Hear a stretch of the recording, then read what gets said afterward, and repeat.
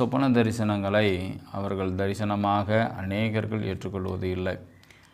சொப்பன தரிசனமும் தரிசனம்தான் என்பதை குறித்து இப்பொழுது நாம் தியானிப்போம். யோவேல் 2வது அதிகாரம் 28, 29வது வசனத்தை படிக்கிறேன், கேளுங்க.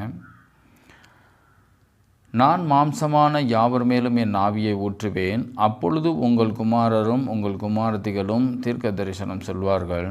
உங்கள் மூப்பர் சொப்பனங்களையும் உங்கள் வாலிபர் தரிசனங்களையும் காண்பார்கள். ஊழியக்காரர் மேலும் ஊழியக்காரிகள் மேலும் அந்நாளில் என் ஆவியை ஊற்றுவேன் என்று சொல்கிறார்.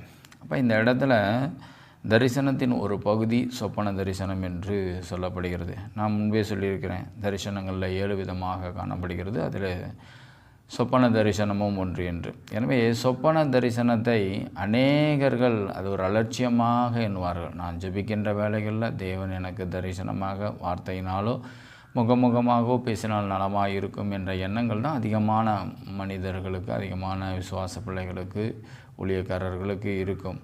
ஆனால் சொப்பனத்தின் நிமித்தமாக தரிசனங்களை காண்பதினால பல பேர் அந்த சொப்பனம் எனக்கு தேவன் சொப்பனத்தினால் வெளிப்படுத்தினார் என்று சொல்லப்படும் பொழுது பல பேர் அதை அலட்சியம் பண்ணினவர்களை நான் கவனித்திருக்கிறேன்.